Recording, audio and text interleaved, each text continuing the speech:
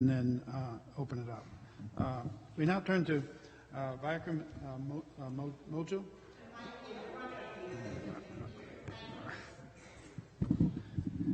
These prostheses.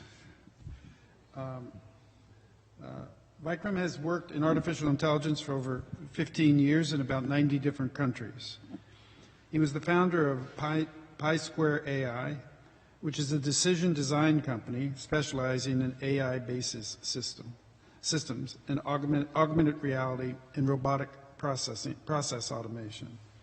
He summarizes his concerns with 3 C's: conversation, community, and connections. Conversation, he is working at a conversation intelligence company. Community, he has run several meetup communities, including the largest AI and ethics group on the West Coast. Connections, he is working with a startup that will build robotic parking structures that will make, any New Yorker will appreciate this, that will make parking accessible and affordable in city centers. Vikram has a long-standing interest in spiritual and ethical implications of AI. Thank you so much for the introduction. Can everybody hear me okay? Okay, all right. My name is Vikram Modgill. I'm from Seattle. I've been in AI industry for 15 years. And I grew up in India, did my engineering there in computer science, and moved to Europe first initially for a few years. I've lived in Chicago, New York for a few years from 11 to 2014. And now I live in Seattle.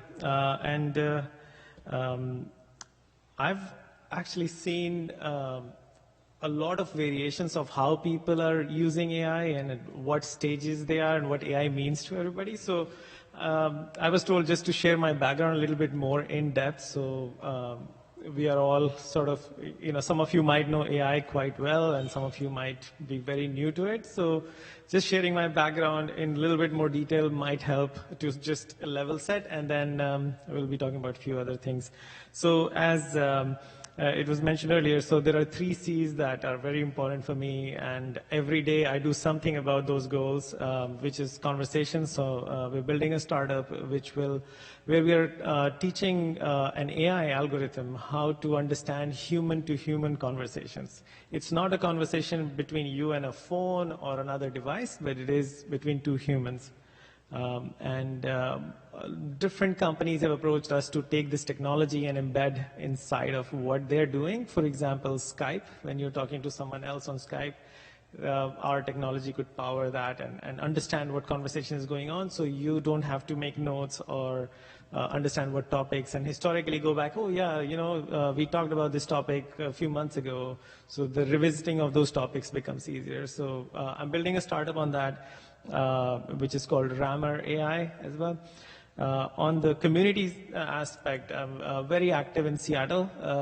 Seattle has a lot of technology talent, and a lot of people are realizing, and I've been doing that since 2 years almost now, and people are realizing that this technology that we are creating, in companies like Amazon, Microsoft, Google, and Facebook are also there, that this technology can do a lot of good, but there are possibilities that if you don't do things the right way, if you don't ask the right question, if the right people are not in the room, it can also be adversely affecting some of us. So there is a big movement that's starting in Seattle. So so I'm fortunate to be part of some of those initiatives and groups, and I've started one myself, which is one of the largest ethics, AI, and philosophy groups in the West Coast. From a connections point of view, I believe that everybody needs to be closer to an opportunity physically, and parking is a very big problem. I mean, I've had a lot of cases and scenarios, and even though Seattle is a small city, much smaller compared to New York, and parking isn't nearly as expensive. We pay for a day whatever you pay for an hour, but it is still unaffordable for a lot of people. So I want to create a startup which is around connections. Now, about AI, it's only a 60-year-old technology, roughly. A lot of people believe it's slightly older, but more important discoveries and things have happened in the last 60 years. And primarily, it's a math-based technology. So Math and statistics is how it started, and there was not nearly enough computing ability. So AI wasn't doing a lot of things that were truly differentiated initially, but a lot of things changed very recently. In 2008, Geoffrey Hinton and Lee Dang, they wrote a program which was based on concepts called deep learning. And just to sort of, before I go there, just to explain what AI, machine learning, and deep learning are. So AI is a general term which is a catch-all term for any kind of intelligence that we codify in machines. And machine learning is basically learning from results. So that's a specialized space within AI. So it learns a lot from data and experience, and over time it builds a proper understanding. So if it's learning from the wrong things, it's going to think that's the right thing to do, and it'll always keep doing that wrong thing.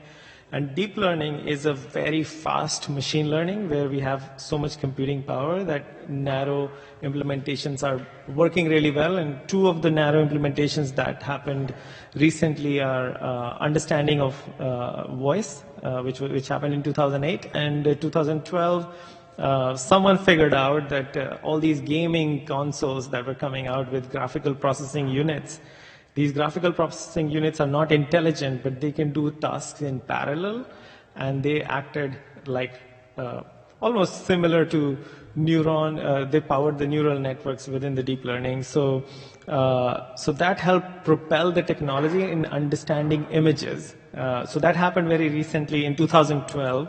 And so a lot of focus was given to all the narrow implementations of artificial intelligence since that time. So as it was mentioned earlier, I've worked with over 90 countries, and I saw that most of the countries, they were in three different buckets, right? Some people thought that they don't have anything to get even started with artificial intelligence, and somewhere in the middle, they thought they had enough, but they can make only some decisions, and some thought they're absolutely good. They will tell us what to do, and we just need to follow these orders about, okay, here's how we will increase profitability, so build an AI that does that specific thing. But it doesn't require a lot of things to start. I think the most important ingredient that we all understand is data. Now, the problem with that approach of learning with data is almost like if you had two kids and told one to drive the car using an Excel sheet and the other one is actually driving the car physically.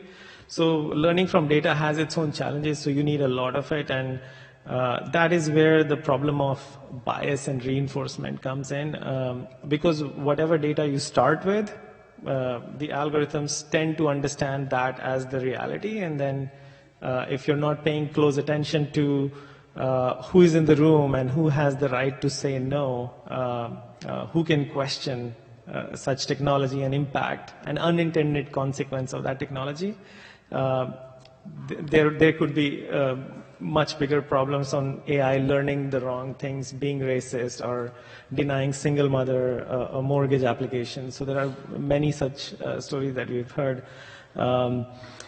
So it's very easy to get this wrong, and especially with the fail fast mentality, in Silicon Valley, West Coast, we all know this term that everybody wants to move faster than the competition, and that failing fast also has a consequence on, yes, there are some dollars that some rich companies might end up losing, but there are other unintended consequences that we may not have all the perspectives and all the right sort of inputs to get things right and get everybody's opinions. So I'll take one quick example from Seattle, which we encountered recently. So this was about electric meters, so smart electricity meters. Traditionally, electricity, the consumption of electricity per household was calculated once in a month, and when somebody would come by, take a reading, and know how much electricity you used. With smart meters, now it is happening every 3 seconds. Now, with that, without knowing anything else, they know exactly what time I get up, what time my garage door is open, what time I start my coffee machine, when I sleep, when I'm watching TV.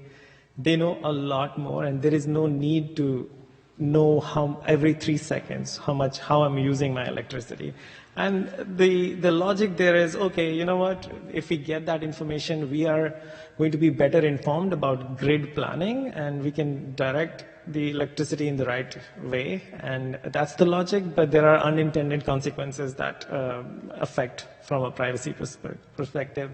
So it's very important that we not only consider privacy aspects, but also fairness and accountability aspects. So I'll take a couple more examples. The self-driving car that we are hearing is a technology that's up and coming very fast.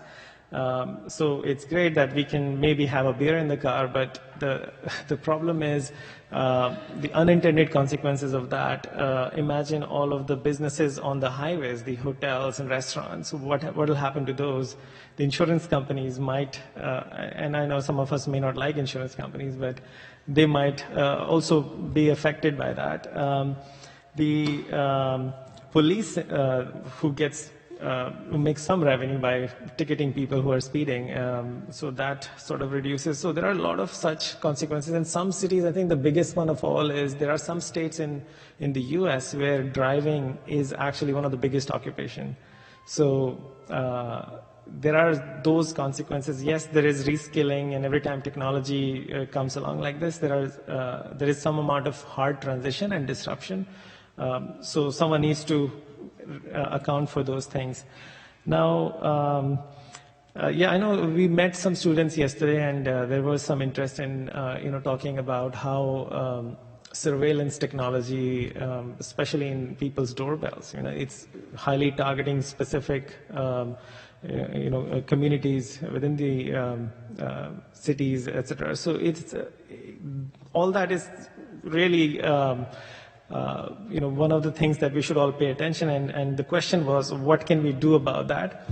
So in Seattle, what we are doing is we have got 3 goals that we've set for ourselves, and obviously education community is doing a lot of work towards making it more balanced, but how can common people get involved? So that was the question yesterday.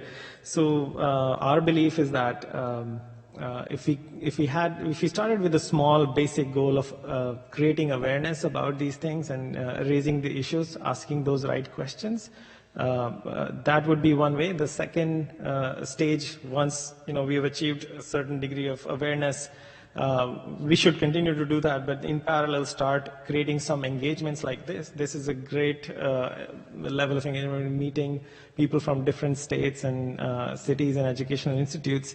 So that engagement is important. And then the third stage is to drive some actions, do something about it. So in Seattle, what we're doing is we're working with ACLU, American Civil Liberty Union, and helping them understand how they can understand AI in a better way and challenge the legislators to avoid things like whatever is happening, at least have an opt-out option for smart meters technology and surveillance technologies. So we are taking some actions like that. Would like to encourage that. And then I think this is a good segue for our third speaker, so I'll just pass it on. Thank you so much for having me here. Thank you. Our third speaker is Michael Kearns. Michael's the professor in Computer and Information Sciences Department at the University of Pennsylvania, where he holds the